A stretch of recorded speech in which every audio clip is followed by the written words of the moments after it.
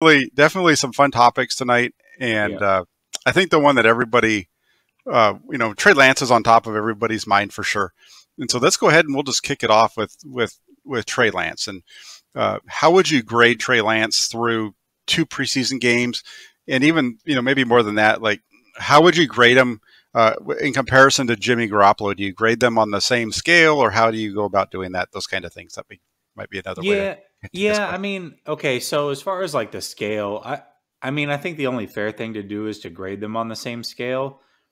But it's hard for me to like not think about two things as I'm doing this. Is Jimmy's a veteran, an 8-year veteran. So when he makes these mistakes, it's like you're never going to correct these. This is like who you are. So it's even though I'm grading him on the same scale, it's like I know just forecasting, Jimmy's not going to change who he is.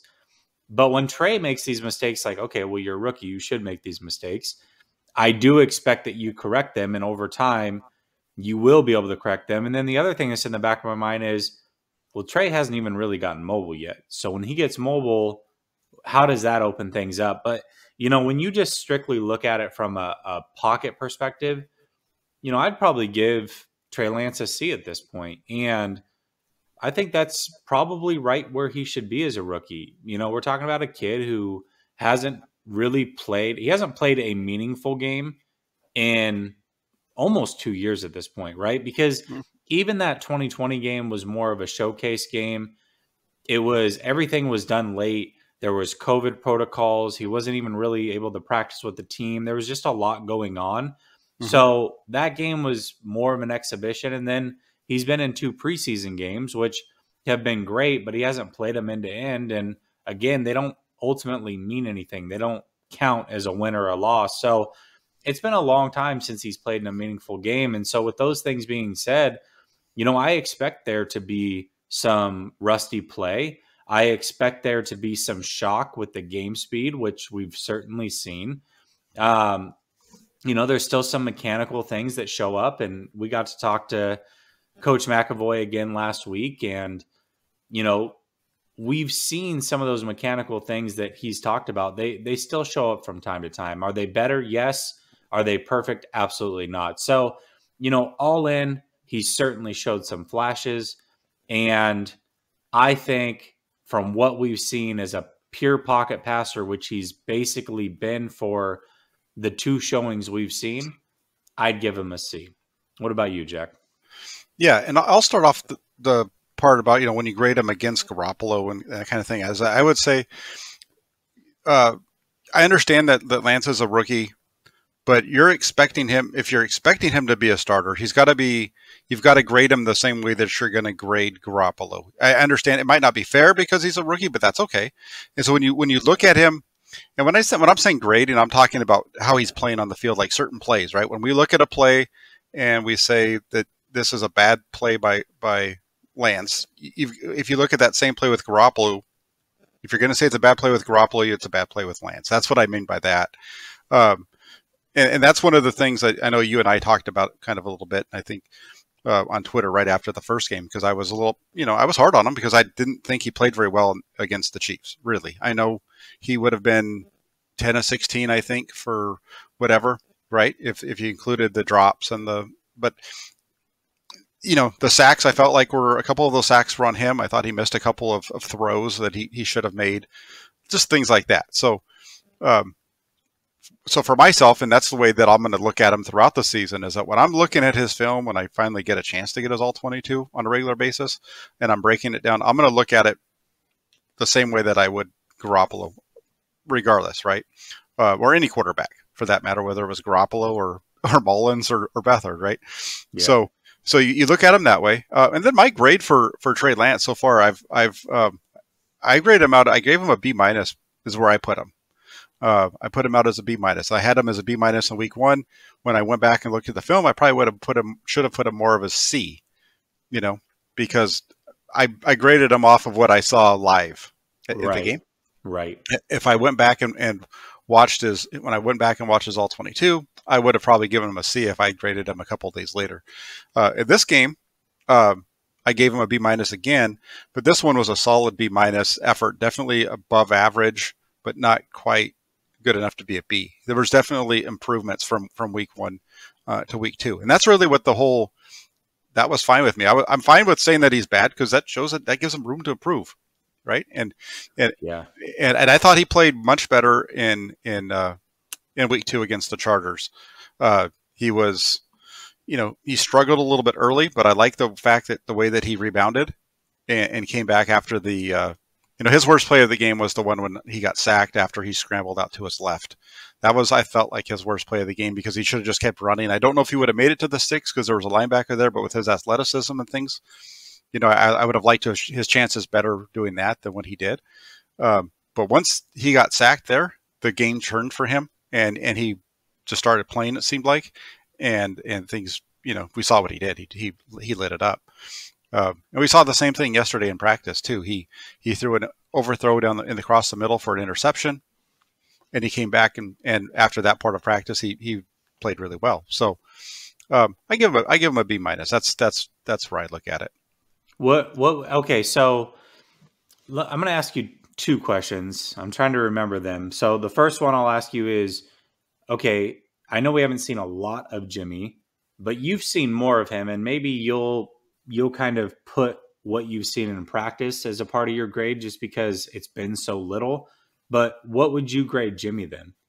I think they're pretty close to each other. Yeah. I put Garoppolo at about a B minus, B, maybe slightly ahead of him, but not really. And one of the biggest knocks on Lance that you've heard from some of the other writers, I think, is that Lance has struggled in some of these situational periods. I don't really agree with that though, because at least the practices I've been at, they've been fairly similar. Whereas, if Garoppolo drives them down in a move the ball period, Lance does the same thing. They've basically put up the same result. So I can't. It's hard for me to say that one's above the other. I think they're really playing very similar, and that's partly why I've said, for me, if these guys are as close as they are, I don't have a problem with going with Lance because he's going to. You expect him to improve. You hope he has. Sure.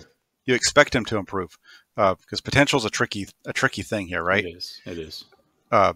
So that's. I mean, the last 2 days for myself, I thought Garoppolo played really well yesterday.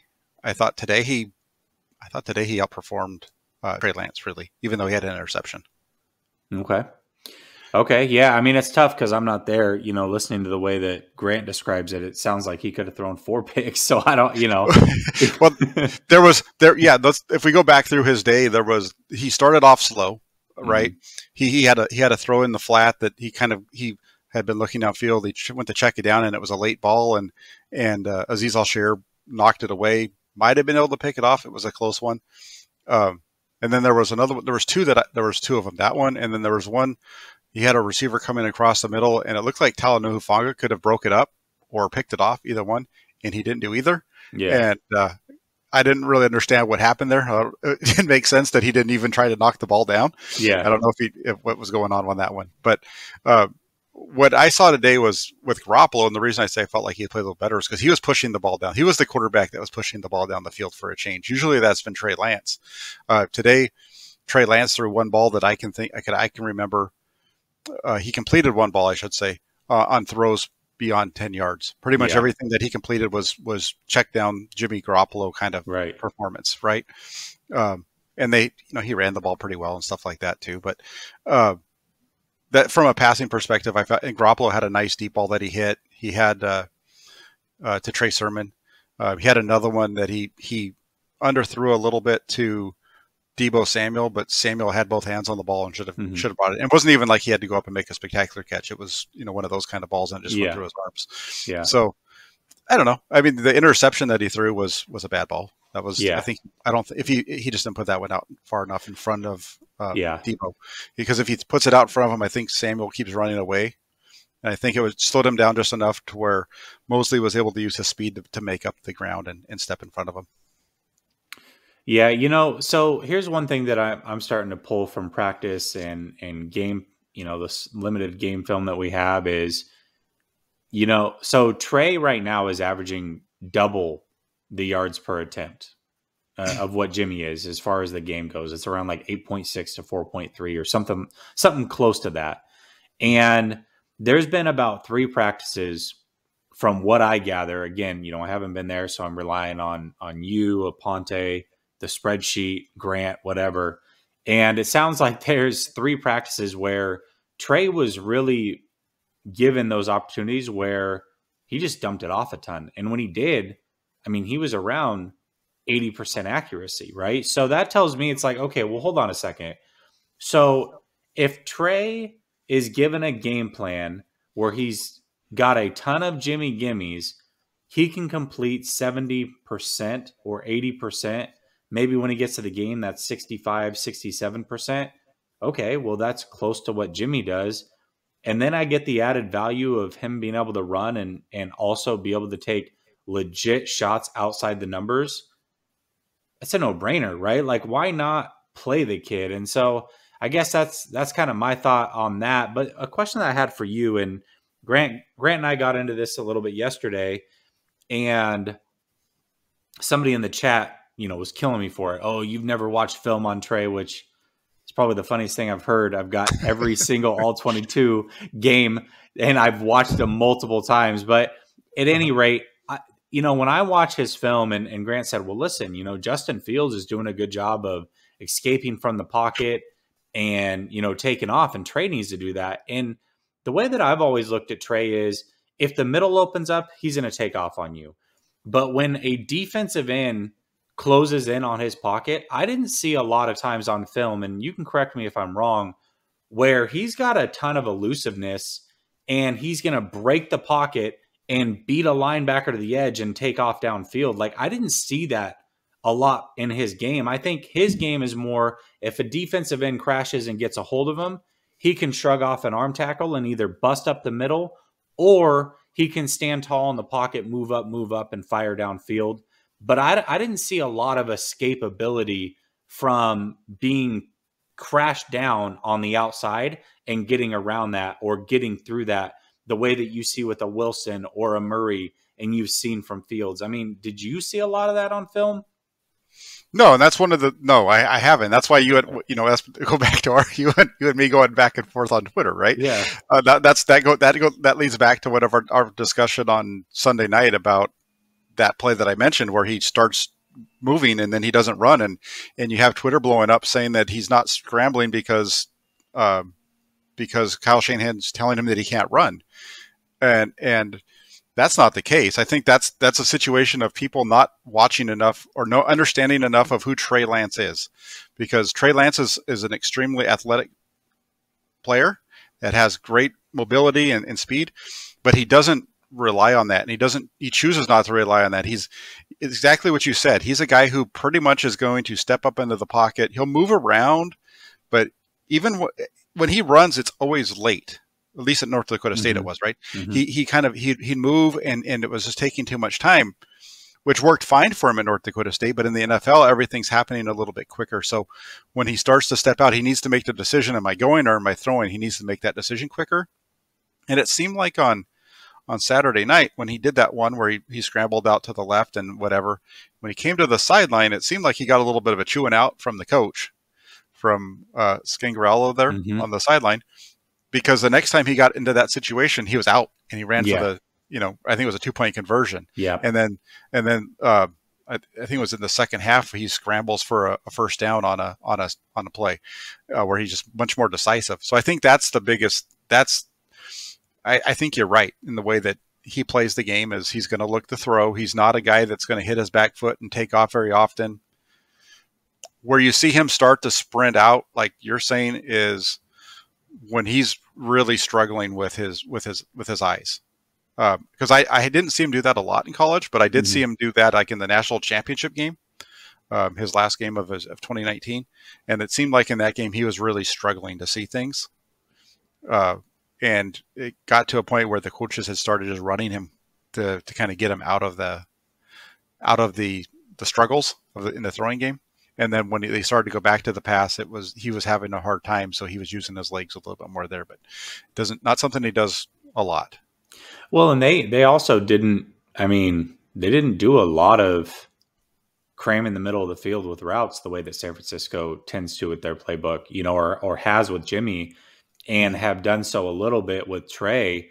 And that's where it seems to me like he gets in trouble. Like if he has to just break down one side of the field, he's been perfectly fine. He's been decisive. He's been quick, and he's made his reads and gotten through it. But once it comes to the middle and you've got linebackers sitting there and you've got slant routes and digs, and it seems like he's really late on processing that. And again, you didn't even see that a lot in college. In fact, most of his errant throws were right down the middle because he either saw it late or he didn't take anything off of it. Like this, what he's showing is who he was. Now it's obviously at a higher level. I think his mechanics have improved, quite a bit really, but he still shows those flashes where it's like, hey, this is a work in progress. And I'm cool with that. I think if when Shanahan decides to play him and make him the full-time starter, they've got to move that launch point and make it easy for him, give him those high-low reads. And it's basically like you've got two reads. You got high-low, low-high, and you can take off and run. And you've got momentum to take off and run because you're already on the move versus sitting in the pocket. All right, you've got to sneak out right. You've got to sneak out left and make defenders miss. I just don't. We didn't see him do it a lot. And I also question if that's even really in his game or in his skill set. He's a bigger guy. When he gets speed, you're not going to catch him, right? But when he's in the pocket, it takes him a little bit to get up to speed. And so, I just don't see that Russell Wilson, Kyler Murray elusive type game in the pocket. I don't think that's who he is. No, I don't. I think you're right. He doesn't have, and same with Justin Fields from. He doesn't have the quick twitch, I guess is the best way to put it, because he's a little bit like Kaepernick in that way. Yep. Kaepernick wasn't a quick twitch guy either, but when he got his momentum going, he was faster than heck, and right. that's how Lance is. And I agree with you. When you watch North Dakota State, they ran a lot of stuff on the outside. They ran a lot of variations of flood patterns is really what they were doing. And the 49ers do that too, where they run the over routes where they got it deep and then they got the guy coming from the opposite side, or they do it in different ways to get into basically what a flood is. And you've seen him do a little bit of that, and he does well. I think his biggest issue, it's not necessarily that he's throwing over the middle, but what's happening, the balls that he's thrown over the middle where they've been high and tipped in the games. So you look at the one against the James in the Chiefs game, and then the interception to Sanu, right?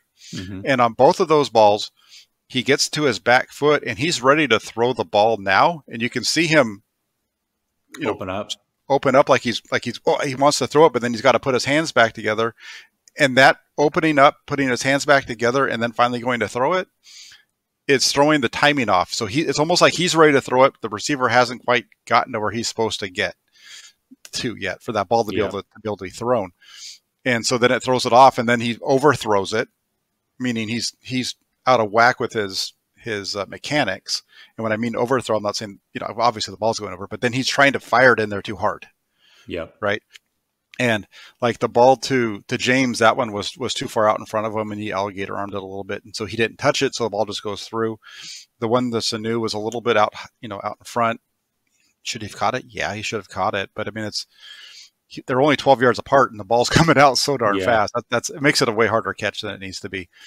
But he did a really good job, though. You're talking about he did a better job when it was a deeper middle route, right, for the touchdown, because that one was in rhythm. There was no hitch in his throw to that one. He hit his back foot. He had looked off the linebacker to get him out of the, to open up the hole, and he threw the ball. It was all in rhythm. And when Lance throws in rhythm, he throws a really nice ball. When his ball gets out of whack, it's because he's not throwing in rhythm for whatever reason.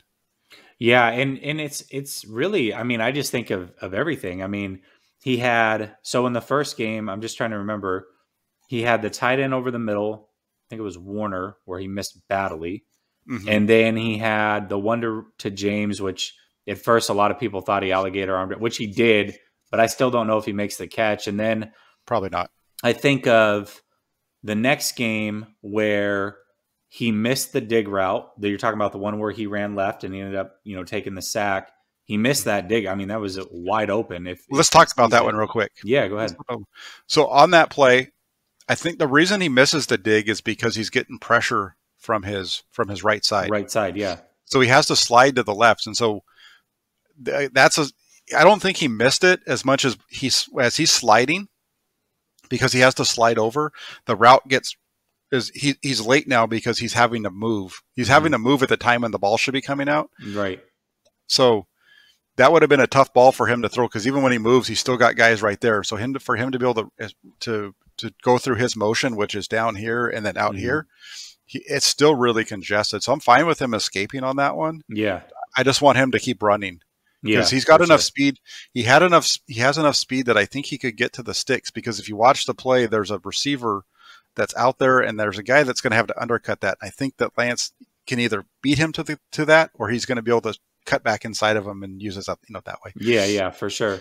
Yeah. I also think, you talk about the Saxon game one, again, check downs over the middle. So it seems to me it's like that in between the numbers is where he's got some growing to do, right? Whether it's, throwing high, throwing late, missing reads.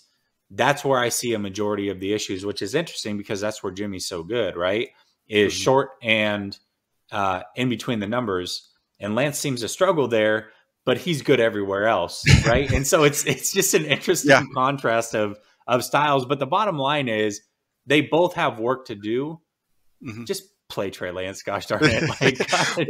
Well, the thing about Lance, when you look at him in week one, he's missing the sacks, I think, because the first sack is because he's locked in on the tight end, and I don't think he realized that he's got a blitz, and I don't think he never looks to the hot route until it's too late, because he's locked in. The miss to the tight end that you're talking about, if that's Garoppolo, it's a first down and it's a big gain, because Garoppolo's going to hit the running back in the flat who's got the pick play on the right side. Yep. And that was the problem there, because he gets into he's locked in on the tight end on that one. That's where he's going to go from the time the ball snapped. He feels for whatever reason like he's got to get the ball past the sticks there, so he's locked in on him. At least this is me reading his mind and kind of thinking about him. Haven't watched him enough. I think he's thinking he wants to get this ball past the sticks, so he's got to hold on to it long enough for him to break. But what happens is Banks gets beat, and now he's got a guard sitting in his lap. So when he goes to throw it, now he's got to get really high because he's got this big old guy standing right on his toes, and that's why the ball sails out there. If he just gets the ball and just takes the easy throw, piece of cake. Yep. Right. Yep. And so that's that. Those are the ones that I can think of. I know Keneal had a super chat for you. No, he does. I was going to get to it, but we're talking about Trey. Yeah. No, you're good. You're good. I just don't want you to miss it. No, I got it. I know he was talking about we can jump to it real quick. Yeah. He asks, Jack, I know you've been at practice. Does the difference in the amount of picks, 11 for Jimmy and 4 for Trey in camp concern you? And the answer, yes and no. I mean, yeah, there's definitely 11 interceptions isn't a good thing at all. There was only one that I can remember that I wasn't upset. I mean, it was a bad ball, whatever. When you look at the situation, the ball had to be thrown into the end zone. Whatever. It shouldn't have been a pick. It should have read it better, and it still might have been an incompletion if you thrown it to the right spot. So, is it a concern for me? Yes, that's the short answer. Yes, it is. But it's not something that. What concerns me more than the interceptions in camp is that it's a continuation of things that we've seen from Garoppolo, where he just sometimes misses that underneath coverage. Yeah, absolutely. That's those linebackers, man. Those linebackers get the best of Jimmy. It's crazy. Yeah, it's almost like he doesn't see. I don't know. He's just not seeing it all the way. Yeah.